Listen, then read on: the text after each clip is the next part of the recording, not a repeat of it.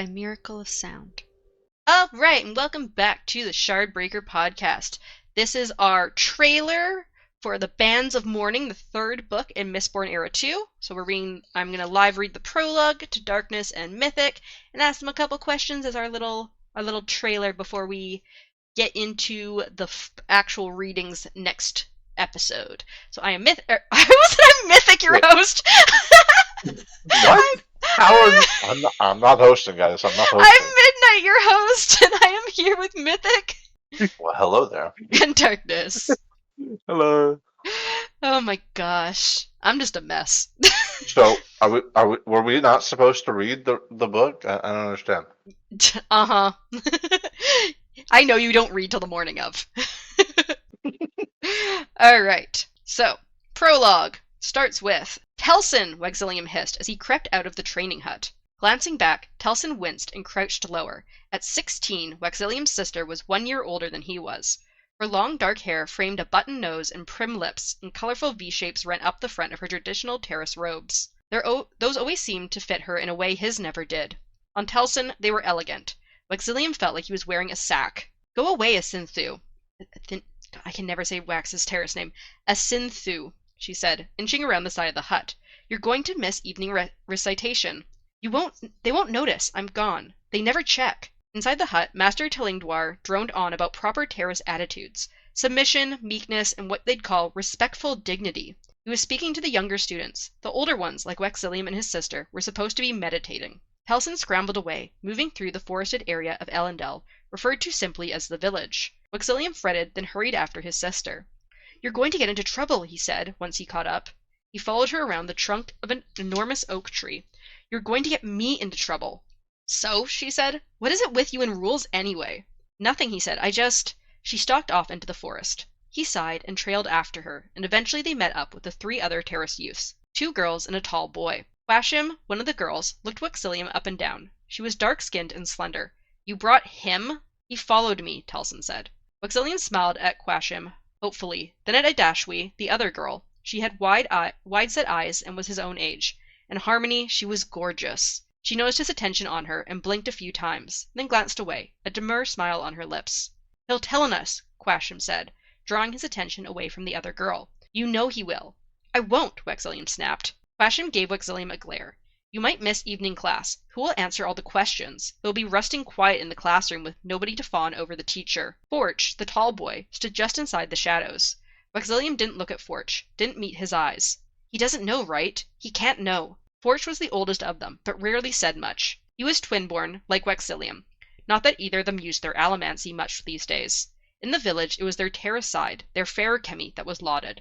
The fact that both he and Forch were coin shots didn't matter to the terrace. Let's go, Telsin said. No more arguing. We probably don't have much time. If my brother wants to tag along, then fine. They followed her beneath the canopy, feet cracking on leaves. With this much foliage, you could easily forget you were in the middle of an enormous city. The sounds of shouting men and iron-shod hooves on cobbles were distant, and you couldn't see or smell the smoke in here. The terrace worked hard to keep their section of the city tranquil, quiet, peaceful. Wexilium should have loved it here. The group of 5 youths soon approached the Synod's lodge, where the ranking terrace elders had their offices. Telsin waved for the group of them to wait while she hurried up to a particular window to listen.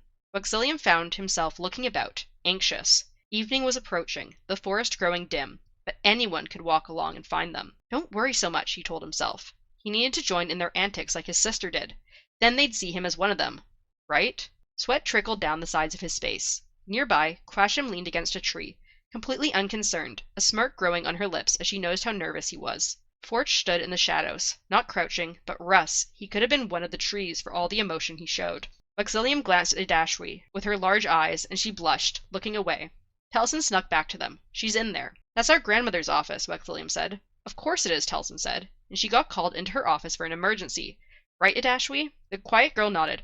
I saw Elder Wafendel running past my meditation room. Quashim grinned. So she won't be watching. Watching what? Wexilium asked. The tin gate, Quashim said. We can get out into the city. This is going to be even easier than usual. Usual, Wexilium said, looking in horror from Quashim to his sister. You've done this before? Sure, Telsin said. Hard to get a good drink in the village. Great pubs 2 streets over, though. You're an outsider, Forch said to him as he stepped up. He spoke slowly, deliberately, as if each word required separate consideration. Why should you care if we leave? Look, you're shaking. What are you afraid of? You lived most of your life out there. You're an outsider, they said. Why was his sister always able to worm her way into any group? Why did he always have to stand on the outside? I'm not shaking, Wexliam said to Forsh. I just don't want to get into trouble. He's going to turn us in, Quasham said. I'm not.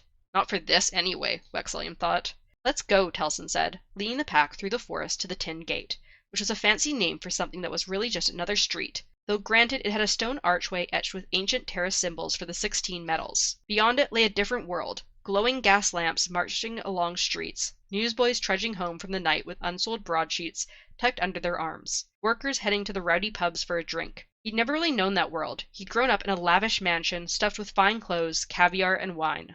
Something about that simple life called to him. Perhaps he'd find it there.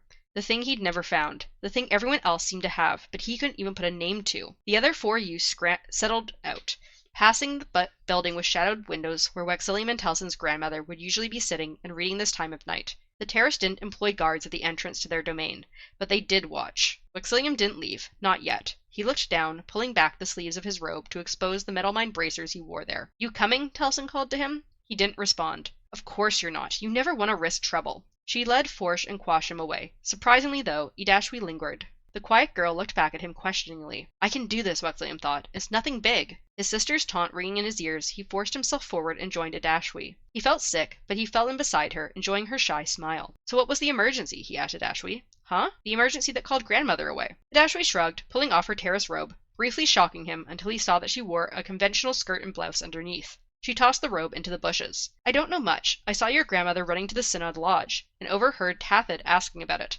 Some kind of crisis. We were planning to slip out tonight, so I figured, this would be a good time. But the emergency, Wexliam said, looking over his shoulder. Something about a constable captain coming to question her, Idashwi said. A constable? Let's go, Asinthu, she said, taking his hand. Your grandmother is likely to make short work of the outsider. She could be on her way here already. He'd frozen in place. Idashwi looked at him. Those lively brown eyes made it hard for him to think. Come on, she urged. Sneaking out is hardly even an infraction. Didn't you live out here for 14 years? Russ. I need to go, he said, turning back to run toward the forest. Idashwi stood in place as he left her. Wexliam entered the woods, sprinting for the Synod Lodge. You know she's going to think you're a coward now, part of him observed. They all will. Wexliam skidded to the ground outside his grandmother's office window, heart thumping. He pressed against the wall, and yes, he could hear something through the open window. We police ourselves, Constable, Grandmother Wefendel said from the inside. You know this. Wexliam dared to push himself up, peeking in the window to see grandmother seated at her desk, a picture of terraced rectitude, with her hair in a braid and her robes immaculate. The man standing across the desk from her held his constable's hat under his arm as a sign of respect. He was an older man with drooping mustaches, and the insignia on his breast marked him as captain and a detective. High rank. Important. Yes, Wexliam thought, fiddling in his pocket for his notes. The terrace police themselves, the constable said, because they rarely need policing. They don't need it now. My informant. So you have an informant? Grandmother asked. I thought it was an anonymous tip. Anonymous, yes, the constable said, laying a sheet of paper on the desk. But I consider this more than just a tip. Wexliam's grandmother picked up the sheet. Wexliam knew what it said. He'd sent it, along with a letter, to the constables in the first place. A shirt that smells of smoke, hanging behind his door. Muddied boots that matched the size of the prints left outside the burning building. Flasks of oil in the chest beneath his bed. The list contained a dozen clues, pointing to Forsh as the one who'd burned the dining lodge to the ground earlier in the month. It thrilled Wexliam to see the constables had taken his findings seriously. Disturbing, Grandmother said, but I don't see anything on this list that gives you the right to intrude upon our domain, Captain. The constable leaned down to rest his hands on the edge of her desk, confronting her. You weren't so quick to reject our help when we sent a fire brigade to extinguish that blaze. I will always accept help saving lives, Grandmother said, but I need no help in locking them away. Thank you. Is it because this Forge is twin-born? Are you frightened of his powers? She gave him a scornful look. Elder, he said, taking a deep breath, you have a criminal among you. If we do, she said, we will deal with this individual ourselves. I have visited the houses of sorrow and destruction you outsiders call prisons, Captain. I will not see one of my own immured there based on hearsay and anonymous fancies sent via post. The constable breathed out and stood up straight again. He set something new down on the desk with a snap. Wexliam squinted to see, but the constable was covering the object with his hand. Do you know much about arson, Elder? The constable asked softly. It's often what we call a companion crime. You find it used to cover a burglary, to perpetrate fraud, or as an act of initial aggression. In a case like this, the fire is commonly just a harbinger. At best, you have a firebug who's waiting to burn again. At worst, well, something bigger is coming, Elder. Something you'll all regret. Grandmother drew her lips to a line. The constable removed his hand, revealing what he put on the desk, a bullet. What is this? Grandmother said. A reminder. Grandmother slapped it off the table, sending it snapping against the wall near where Exilium hid. He jumped back and crouched lower, heart pounding. Do not bring your instruments of death into this place, Grandmother hissed. Wexilium got back to the window in time to see the constable settling his hat on his head. When that boy burns something again, he said softly, send for me. Hopefully it won't be too late. Good evening. He left without a further word. Wexilium huddled against the side of the building, worried the constable would look back and see him. It didn't happen. The man marched out along the path, disappearing into the evening shadows. But grandmother, she hadn't believed. Couldn't she see? Forsh had committed a crime. They were just going to leave him alone? Why? A sin through, grandmother said, using Wexilium's terrace name as she always did. Would you please join me? He felt an immediate spike of alarm, followed by shame. He stood up. How did you know? He said through the window. Reflection on my mirror, child, she said, holding a cup of tea in both hands, not looking towards him. Obey, if you please. Suddenly he trudged round the building and through the front doors of the wooden lodge. The whole place smelled of the wood stain he'd recently helped apply. He still had the stuff under his fingernails. He stepped into the room and shut the door. Why did you— Please sit down, Asinthru, she said softly. He walked to the desk but didn't take the guest seat. He remained standing right where the constable had. Your handwriting, grandmother said, brushing at the paper the constable had left. Did I not tell you that the matter of Forsh was under control? You say a lot of things, grandmother. I believe when I see proof. Wafendo leaned forward, steam rising from the cup in her hands. Oh, Asinthru, she said, I thought you were determined to fit in here. I am. Then why are you listening at my window instead of doing evening meditations? He looked away, blushing. The terrace way is about order, child, grandmother said. We have rules for a reason. And burning down buildings isn't against the rules? Of course it is, grandmother said. But Forsh is not your responsibility. We've spoken to him.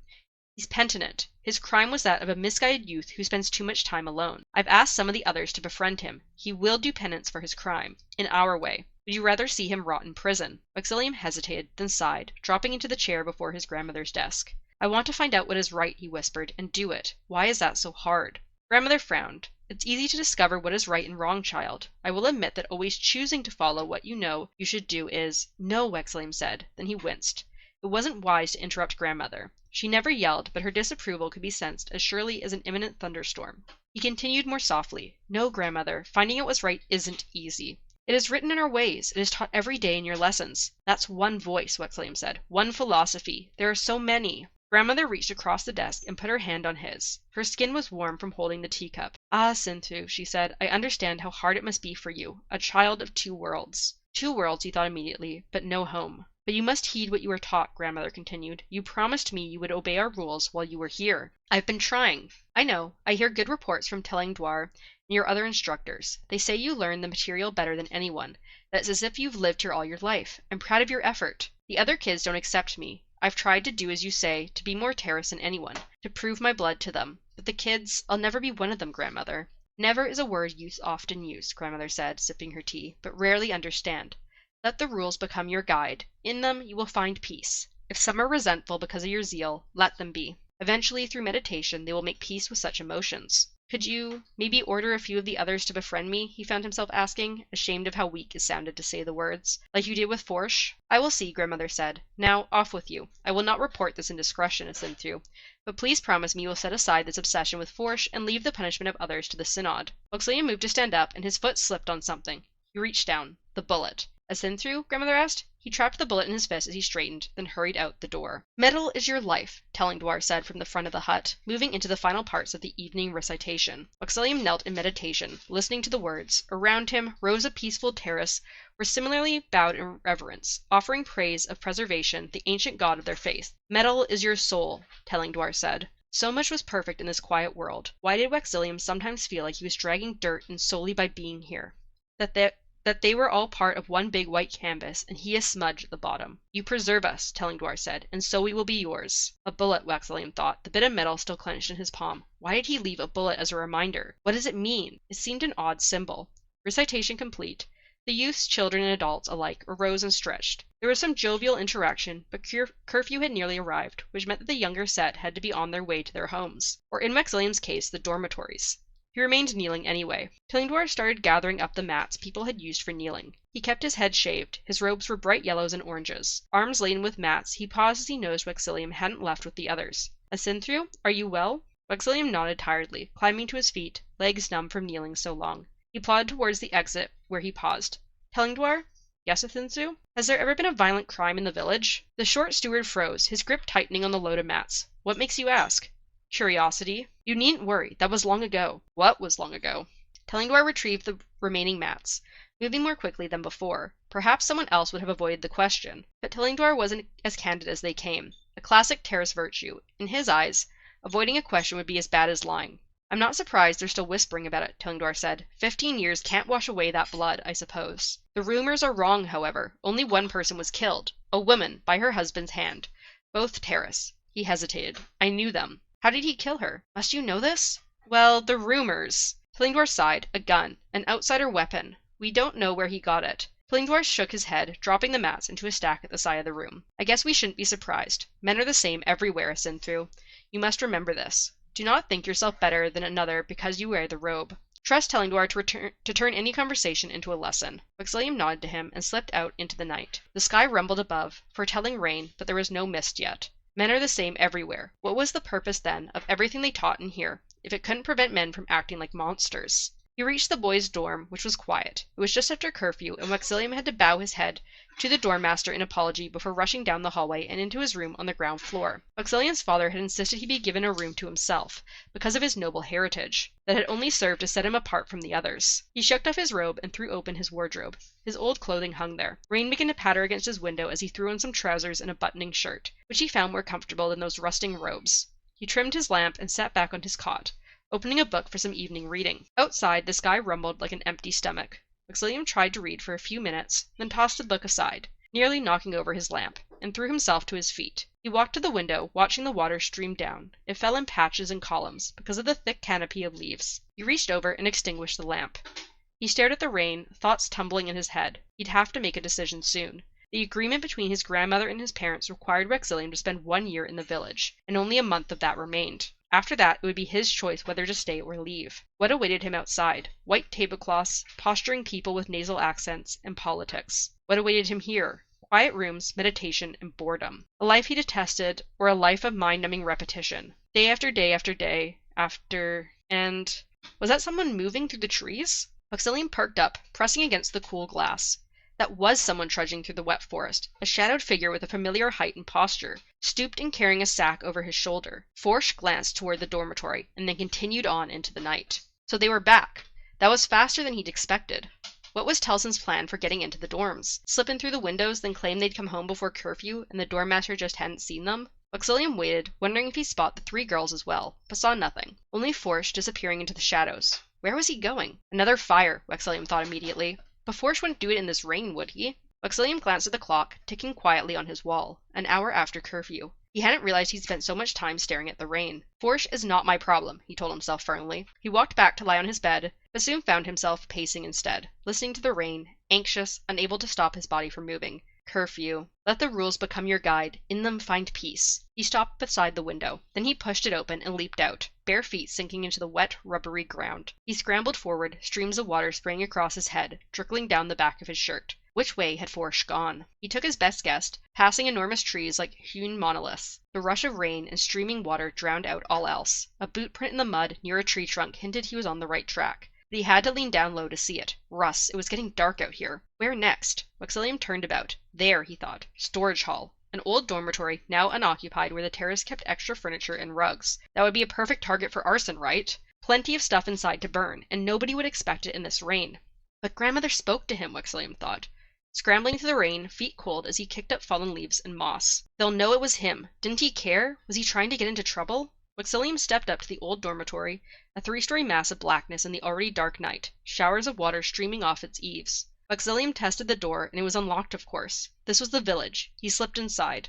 There, a pool of water on the floor. Someone had entered here recently. He followed in a crouch, touching the footprints one after another, until he reached the stairwell. Up one flight, then another. What was up here? He reached the top floor and saw a light ahead. Wexilium crept through a hallway with a rug down the center, approaching what turned out to be a flickering candle set on a table in a small room cluttered with furniture and with dark, heavy drapes on the walls. Wexilium stepped to the candle. It shivered, frail and alone. Why had Forrest left it here? What was... Something heavy smashed across Wexilium's back.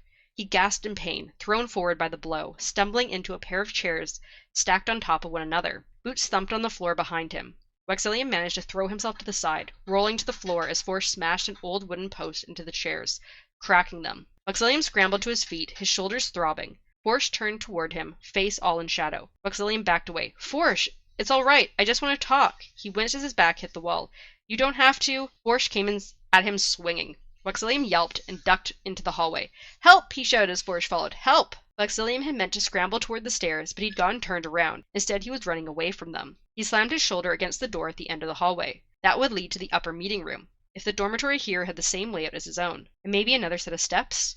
Wexilium pushed through the door and into a brighter room. Old tables stacked atop one another surrounded an open space at the center, like an audience and a stage. There, in the middle, and lit by a dozen candles, a young boy of maybe 5 lay tied to a wooden plank that stretched between 2 tables. His shirt had been cut off and lay on the floor. His cries were muffled by a gag, and he struggled weakly against his bonds. Wexilium stumbled to a halt, taking in the boy, the line of gleaming knives set out on a table nearby, the trails of blood from cuts on the boy's chest. "Oh, hell," Wexilium whispered. Forrest entered behind him, then closed the door with a click. "Oh, hell," Wexilium said, turning, wide-eyed. "Forrest, what is wrong with you?" "Don't know," the young man said softly. "I've just got to see what's inside, you know?" "You went with the girls," Wexilium said, "so you'd have an alibi. If your room is found empty, you'll say you were with them, a lesser infraction to hide your true crime." "Russ, my sister and the others don't know that you slipped back, do they? They're out there drunk, and they won't even remember that you were gone. They'll swear you were—" Wexilium cut off as Forrest looked up, eyes reflecting candlelight, face expressionless. He held up a handful of nails. "That's right, Forrest is a—" Wexilium shouted, throwing himself toward a pile of furniture as nails zipped from Forrest's hand, pushed by his allomancy. They hit like hail, snapping against wooden tables, chair legs, and the floor. A sudden pain struck Wax in the arm as he scuttled backward. He cried out, grabbing his arm as he got behind cover. One of the nails had ripped off a chunk of his flesh near the elbow. Metal. He needed metal. It had been months since he'd burned steel. Grandmother wanted him to embrace his terrace side. He raised his arms and found them bare. His bracers... "In your room, idiot," Wexilium thought.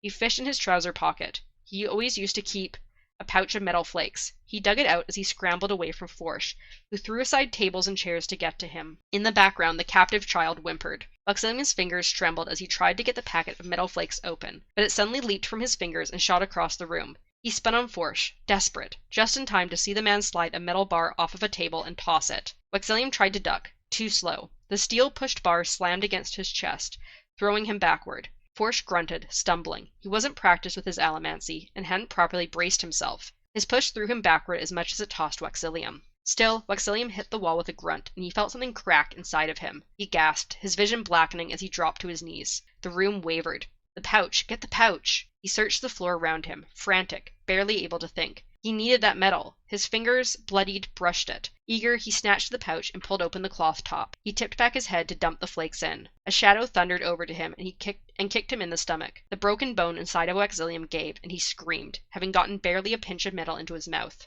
Forrest slapped the pouch out of his hand, scattering the flakes, then picked him up. The youth looked bulkier than he should have, tapping a metal mind. A frenzied part of Wexilium's brain tried to push on the man's bracers, but ferrochemical metal minds were infamously difficult to effect with allomancy. His push wasn't strong enough. Forrest shoved Wexilium out the open window, dangling him by his neck. Rain washed over Wexilium, and he struggled for breath. "Please, Forrest!" Forrest dropped him. Wexilium fell with the rain, 3 stories down, through the branches of a maple tree, scattering wet leaves. Steel burned to life inside of him, spraying blue lines from his chest to nearby sources of metal. All above, none below. Nothing to push on to save himself, except one bit in his trouser pocket. Wexilium pushed on it, desperate, as he tumbled in the air. It shot through his pocket, down along the leg, cutting a line in the side of his foot before being propelled down into the ground by his weight. Wexilium jerked in the air, slowing as soon as the bit of metal hit the ground. He crashed onto the sodden pathway feet first, pain jolting up his legs. He fell back to the ground and found himself dazed but alive. His push had saved him. Rain fell on his face. He waited, but Forrest didn't come down to finish him off. The youth had slammed the shutters, perhaps worried someone would see the light of his candles. Every part of Wexilium ached. Shoulders from the first blow, legs from the fall, chest from the bar. How many ribs had he broken? He lay there in the rain, coughing, before slowly rolling over to find the bit of metal that had saved his life. He found it easily by following its allomantic line and dug in the mud, pulling out something and holding it up. The constable's bullet. Rain washed his hand, cleansing the metal. He didn't even remember stuffing it into his pocket. In a case like this, the fire is often just a harbinger. He should go get help, but that boy above was already bleeding. The knives were out. Something bigger is coming, Elder. Something you'll all regret. Suddenly Wexilium hated Forge. This place was perfect, serene, beautiful. Darkness shouldn't exist here.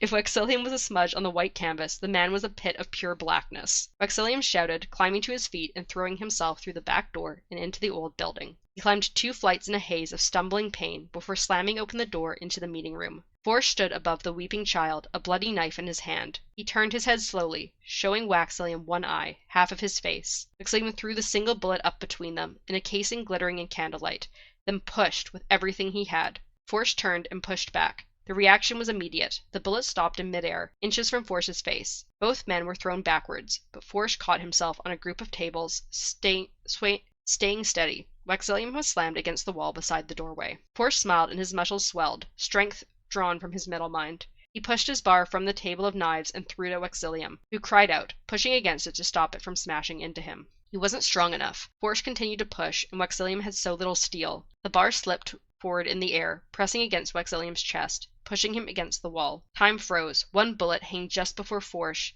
their main fight over the bar, which, bit by bit, crushed Wexilium. His chest flared in pain, and a scream slipped from his lips. He was going to die here. I just want to do what is right. Why is that so hard? Forge stepped forward, grinning. Wexilium's eyes fixed on that bullet. Glittering golden. He couldn't breathe, but that bullet. Metal is your life. A bullet, 3 parts metal. The tip, metal is your soul. The casing, you preserve us. And the knob at the back, the spot the hammer would hit. In that moment, to Wexilium's eyes, they split into 3 lines, 3 parts. He took them all in at once, and then, as the bar crushed him, he let go of 2 bits, and shoved on that knob at the back. The bullet exploded. The casing flipped backward into the air, pushed by Forge's allomancy, which the bullet itself zipped forward, untouched, before drilling into Forge's skull. Wexilium dropped to the ground. The bar propelled away. He collapsed in a heap, gasping for breath, rainwater streaming from his face to the wooden floor. In a daze, he heard voices below, people finally responding to the shouts. Then the sound of gunfire. He forced himself to his feet and limped through the room, ignoring the voices of terracemen and women who climbed the steps. He reached the child and ripped off the bonds, freeing him. Instead of running in fear, however, the little boy grabbed Wexilium's leg and held on tight, weeping. People poured into the room. Wexilium leaned down, picking up the bullet casing off the wet floor, then stood up straight and faced them, telling Dwar, his grandmother, the elders. He registered their horror and knew in that moment they would hate him because he had brought violence into their village. Hate him because he had been right. He stood beside Forge's corpse and closed one hand around the bullet casing, resting his other on the head of the trembling child. I will find my own way, he whispered.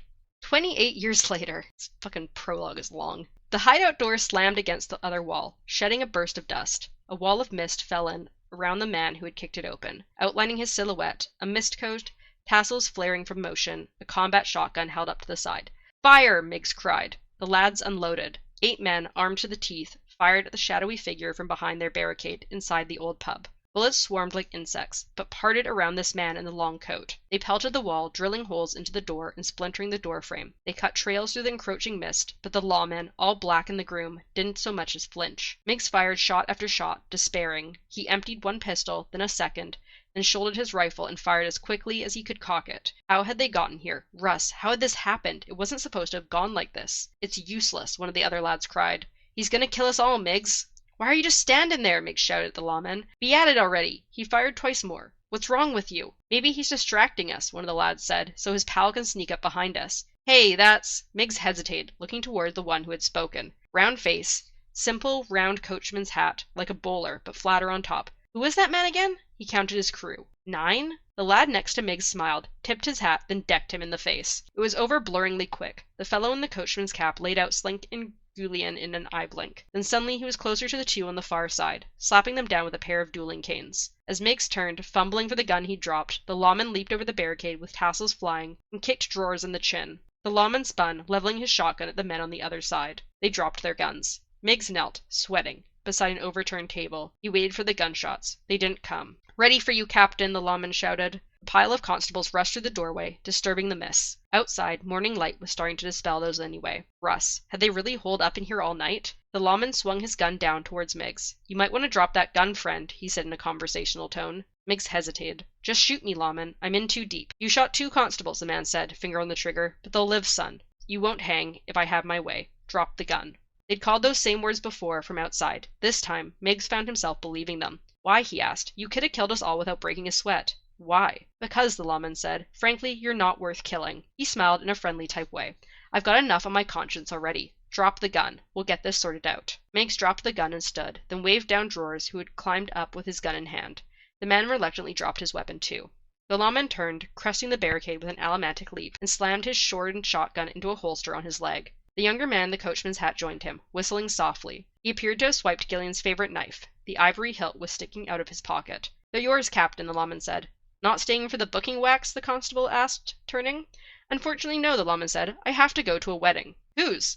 Mine, I'm afraid. You came on a raid on the morning of your wedding? The captain asked. The lawman, Wexilium Ladrian, stopped in the doorway. In my defense, it wasn't my idea. He nodded one more time to the assembled constables and gang members, then strode out into the mists. And that is finally the end of the prologue. Alright, so, what did you think meeting Telsin for the first time? Who the heck is Talsum? Wax's sister. I don't know who that is. Wax has a sister? Yeah. Oh, interesting. What do you think about Telsin, Darkness? Why would you name the Talson if you named the other one Wax? Well, I don't get it. that's their. Huh? Are they full-blooded? Telsin? Telsin is, I think, Wax's full sister, so she's technically only half Terran. So she's. We don't have Right. confirmation if she has any powers, though. But she's being held captive by the There's no way she doesn't. Is snapping even a thing still in this world? What do you mean? What? Powers? Like snapping. We don't know. Oh. Why Also, would that change though? I mean, I guess technically Says can make it. yeah, you know. Says could have made it so that they don't snap anymore. Yeah. But do you think because we've met Telsin now, she's gonna come up sometime in this book? Die? Yes. For sure. Wait, Also, what do you think I about... assume. Hmm? Foreshadowing and all that. Yeah. I mean, the last book, the prologue, was about Lessie, and Lessie was like a big main character in the book. Now this one is about Telsin and Wax's time in the Terrace village. Also, what do you think about Wax tattling basically on force to the constables? Wait, who's tattling on the constables? No, so Wax sent a letter to the constables about the guy who set fire to a dining hall. What do you think Oh, of right, sending that okay. letter out? Fire to the rain. Watch it burn. Why would he do that? It's not like he's gonna grow up to, follow any sorts of laws or anything like that. What do you think about him sending out the letter, Mythic? What do you think He's about it? always been a goody two shoes, huh? But He's apparently always been a very much a goody two shoes, yes. His sister basically makes fun of him that whole time for being like, you're such a perfect little goody two shoes. You're not gonna want to get in trouble. You always answer all the questions in class. it sounds like someone we know. Who's that? It's Darkness. Oh. Also, what do you think about Wax not being able to fit in with the Terrace people? He doesn't feel like he fit in with the other Terrace kids. Because he doesn't. Who Wax? Yeah. I mean, that's valid considering how he literally changes most of his fucking stuff to fit in with. Do I want to say this as normal society for them or? You could say kind of like the city life. I'm taking Terrace people as we take Native American people in this area, They kind of are and kind of different at the same time. I think they're kind of like a mixture between that and maybe the kind of off the grid hippie community people. Well, yeah, that's pretty much how they're depicted here. Hippie community people? Yeah. Pretty much. Also, what do you think about the fact that, Forsh almost killed a child because Wax's grandmother wouldn't take further action against him? I don't know, that was definitely overshadowed with the whole fact of, can you just make them? Just make them be friends with me. Are you gonna say just make the children? Make them be friends Can you with just me. make them? Wax just wants friends. He's a sad teenager. Just make them be friends. What? That's crazy. That's not how you make friends. I know. I mean, I guess in high society that is, but just pay off the friends, Right, totally. I mean, that's how I That got would- Midnight as a friend. That's crazy. Just gave her a bunch of gifted subs, and then I was her friend. I win. Wow, Midnight, how could you? Just be the top gifter, and we're all I of a hate sudden that friends. it's both right and wrong, because Bennett has given a lot of stuff, but also that's not the reason I'm friends with him. Unless Unless. But yeah, the question what do you think about the fact that like Wax's grandmother was so against getting the constables involved that like Forrest like almost like basically like completely like opened up this Guilty. random child to like take out his organs and stuff. yummy. We gotta eat somehow. I mean, Good. hey man, I'm surprised Wax became a lawman in the first place with a family of, criminals. Yeah, Grandma, just go coerce this child into being my friend, please. Also, what did you think about the Wait. little Never mind. Continue. I was just gonna say, what do you think about how they ended the prologue with like this like random criminal's POV like in present time? That random criminal is not going to be so random. You think Not for Miggs this is gonna one, come that's for back? sure. Yeah, Do we get? they're going to come back. Go ahead, Darkness. Technically, we got kind of like a background for Wayne, right? We've gotten a little bit. We haven't really gotten like a full backstory. We've kind of gotten like little hints where it's like it sounds like Wayne ended up with like in like the wrong crowds. Out like he grew up like out in the roughs, got with the wrong crowds, and then like ended up kind of like killing a guy by accident when he didn't want to, and then Wax like gave him a second chance because he could tell that Wayne like felt really fucking guilty about killing the guy. I'm not even gonna And then, lie. there was a whole band of mourning. I would prefer more backstory on Wayne than Wax. Yeah, I agree. Wayne is way more interesting. I see. Wax I mean, is technically, just a Wax is the main character, so that's why we get his harmony backstory. puppet. Nope, Wax is just a harmony puppet. I mean, Leslie said that Wayne was also just a harmony puppet. No, Wayne slammed his head into a wall so he didn't hear him anymore. He Fair. severed his strings. I think it's more so he started slamming his head into the wall, and Harmony just said like, "Okay, I'm just gonna stop. We're just not gonna bother He with him." severed his strings. He severed them. Harmony was like, "Oh no, what is happening?" Also, what do you think about the confirmation that Wax is getting married? Apparently, him and Steris are officially going forward with the wedding. Weren't they It's about time. already gonna do that? Yeah, I mean, they've been Yeah, saying it but, for a like- while that it just hasn't happened. So he's like actually getting married to her now. it's literally like this other couple that I know. Jesus and That's Midnight. crazy. They continue to say that they're going got to do married. something, and then they The way I'm Never so do lost it? in Yeah, time that I was like, did they get married? Wow, yes, we they're did. going on their honeymoon at some point. We're on our honeymoon in I mean, 2 after- weeks, less than 2 weeks now. Yeah, that might change. Who knows? It's not going to change. It's just going to be depending if we're like looking That at our might change. emails or not during our honeymoon. No, that'll change. That's gonna change. All of a sudden, in a couple days, Midnight's gonna be like, "Nope, I'm not going on my honeymoon anymore. No, we're definitely We've still got doing other that. things we have to do. No. I have to save more money. Nope. I can't go see the Sakura blossom. But yeah, so what do you guys think just of the prologue overall? Another boring book incoming. Do you have any Boring. theories of what the bands of mourning are going to be? Yeah, bands that are mourning. Okay, fair. A lot of death. We gotta mourn them with the band. Gotta get the whole That's a band good- together to mourn. Wait, I wonder if that's a band name. Be a good band name. Bands The of Band Mourning? of Mourning. Oh my god, I gotta look it up now. Wait, well, I gotta look this up. Wait, but you can't look it up though. Why can't I? Bands of Mourning. Is it not a spoiler? Band. I mean, as long as he doesn't go into any web pages that are actually Cosme related. Bands of Mourning musicians? Music. Yeah, musicians or something. Nope. There should be a No, band. they You'll have to should make have one Big mythic. band name. But I will say the second two are the Coppermind, and then more about the Coppermind. And then a Wikipedia page about Mistborn, the Bands of Mourning. Yeah, I'm assuming one of the Coppermine pages is like the book, The Bands of Mourning, and one is like the actual like whatever the Bands of Mourning means. It's gonna be Synopsis. like It's the synopsis, as I can see already on the thing. It says Mm. Part 1, Part 2, and Part 3, Chapter 1, Chapter 2, Chapter 3. And I'm not reading any of it. Just Yeah. saying all that. So yeah, as we said during the end of the last episode, you guys are gonna be reading the chapters 1 through 5 for our next episode, The Bands of Mourning. So 5 whole chapters. What if? What? What's her name that Wax is marrying? Steris? Yeah. What if Steris dies, and so he has to wear a wedding ring, but it's really called a band of mourning? Mmm. Oh my you get like god, a what if she special wedding does ring? die? Oh, Like, Is he gonna have two? no. One for Lessie, one for... Maybe that's why it's plural. He has two. One for Lessie, one for Steris. That's a Nah. great theory. It's a good theory. Not the two bands. What Gonna do you be mean like- not the two they're gonna- bands? It's super- plural! They're gonna superheat a ring, and then they're gonna shove only it on wax. Midnight, you're telling and me he'll when never someone be gets able to- married, Yeah. there's only one ring involved. There can be. Well, no, I mean, if you're the only person because the other person died, then yeah, there's only one ring. Well then, no, What if because what if you wear their ring? I guess you could. Look, don't be logical. Got you there. Got you there. You did get me there. All right. So yeah, that's our preview chapter. Thank you guys all so much for listening, and we'll see you for the first proper episode next episode. within 2 years. No.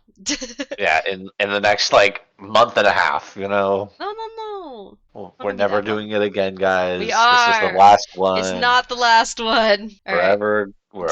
Midnight doesn't want to be my friend anymore, so Oh my gosh. Bye. Bye. Bye. Give her enough subs. Bye.